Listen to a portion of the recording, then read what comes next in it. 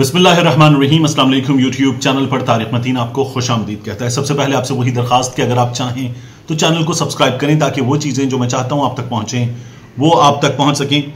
3-4 अहम तरीन खबरें हैं, उनमें से कुछ मैं आपके सामने रख देता हूं। डॉक्टर शाहिद मसूद साहब बड़े सीनियर टेलीविजन जर्नलिस्ट हैं, ब्रॉडकास्ट जर्नलिस्ट हैं। उनको और उनके साबिका न्यूज चैनल न्यूज 1 को एक भारी जुर्माना हुआ है कराची में। इसके बारे में आपको बताऊंगा, इसका कुछ बैकग्राउंड है, ये भी आपके सामने रखेंगे। इसके साथ साथ वजीर आजम इमरान खान साहब, मैंने आपसे कल कहा था कि नौशकी के दौरे पर जा रहे हैं।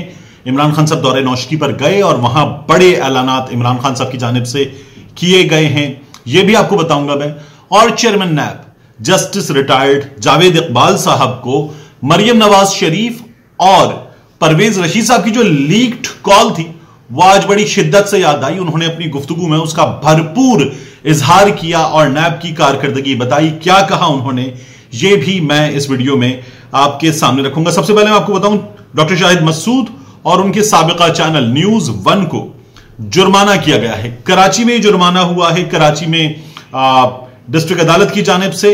और पीपल्स पार्टी के रहनुमा सईद गनी साहब जो हैं, इनकी दरखास्त पर शाहिद मसूद साहब को न्यूज 1 को 1 करोड़ रुपए हर्जाने का हुक्म अदालत ने दे दिया है। सईद गनी साहब ने यह प्ली ली थी कि उनके खिलाफ मनगढ़ंत खबरें डॉक्टर शाहिद मसूद साहब की जानिब से नशर की गई। डॉक्टर शाहिद मसूद साहब की अदम हाजिरी में, उनकी अदम मौजूदगी में अदालत ने यह फैसला सुनाया है। डॉक्टर शाहिद मसूद साहब जो हैं, उनका यह मामला सईद गनी साहब के साथ बड़ा वायरल हुआ था। 2017 का यह वाकया है।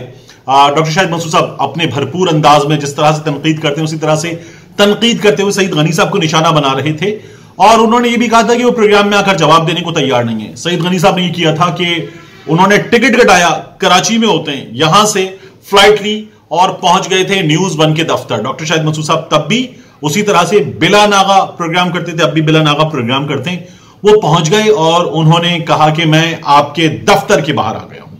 फिर वहां से उन्होंने फेसबुक लाइव किया, ट्विटर लाइव किया और बताया कि मैं पहुंच गया हूं और मुझे आप अपने प्रोग्राम में बिठाएं और मैं आपको जवाब देना चाहता हूं, आप झूठ बोल रहे हैं, आप गलत कह रहे हैं। तो डॉक्टर शाहिद मसूद साहब ने तब भी, एक तो उनको प्रोग्राम में नहीं बिठाया, वो न्यूज 1 के रिसेप्शन पे भी पहुंच गए थे।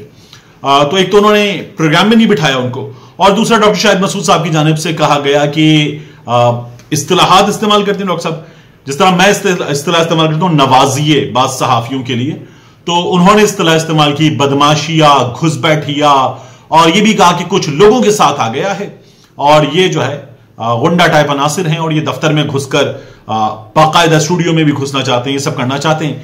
चैनल ने इस बात की इजाजत नहीं दी, सईद गनी साहब नहीं बैठे। ये मामला फिर उसके बाद सईद गनी साहब ले गए अदालत और फिर मामला चला। अब डॉक्टर शाहिद मसूद साहब को, जो अब GNN पे प्रोग्राम करते हैं, उस वक्त न्यूज 1 पे थे, उन्हें यह जुर्माना कर दिया गया है।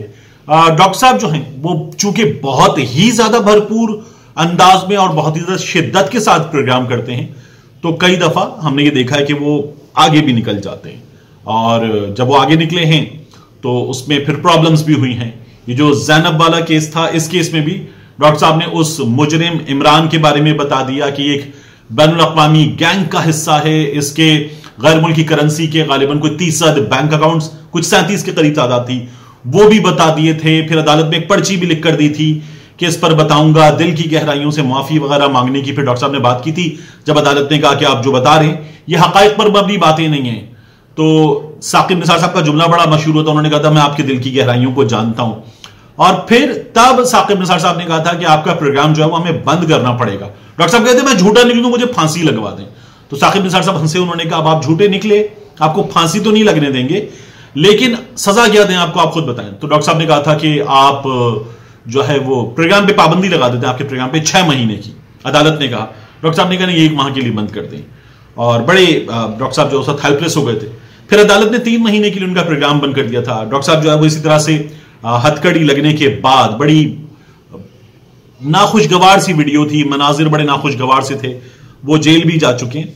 और उसके बाद डॉक्टर साहब जो हैं वो वापस आए और अपना प्रोग्राम वगैरह भी उन्होंने शुरू किया।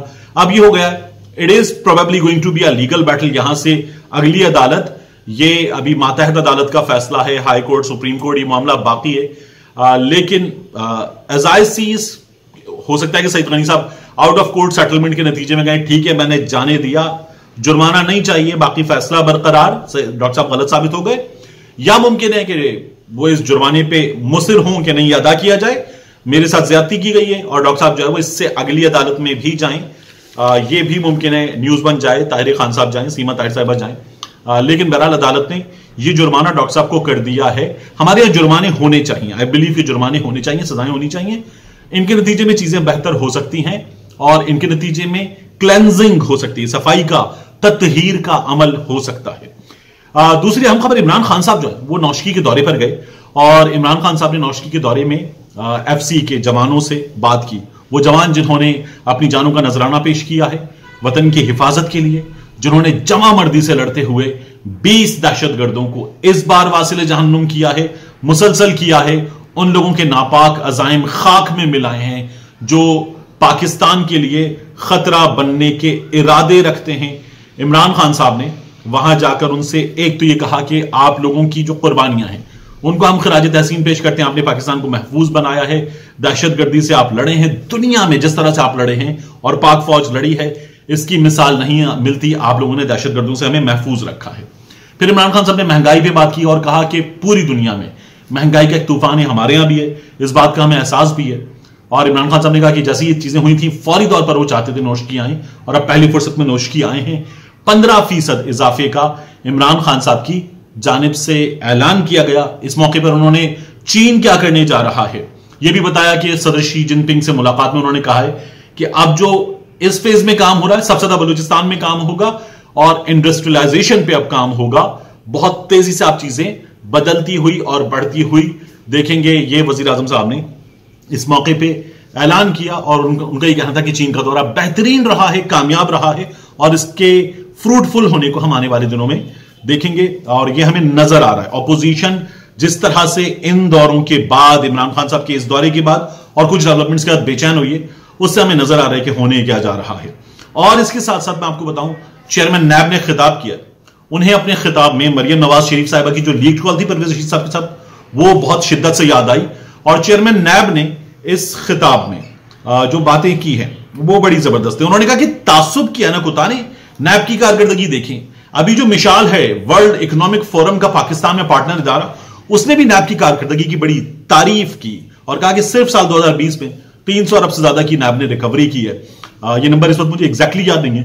तो चेयरमैन नैब ने कहा कि हमारी कारकर्दगी को आप तासुब की अनक उतार के देखें, ना हमारे पास लिफाफा है ना टोकरी है, और ये जो टोकरी है और ये लिफाफे हैं ये मरियम नवाज शरीफ साहिबा परवेज रशीद साहब से गुफ्तगू करते हुए जब कह रही थी ना, वो हमारे खिलाफ, ये हमारे खिलाफ, इसको रोकें उसको रोकें, मीर शकील साहब से बात करें, तो उसमें फिर टोकरियां दो, एक राना जवाद साहब के लिए और एक टोकरी जो है नुसरत जावेद साहब के लिए कायनात पैक कर रही थी।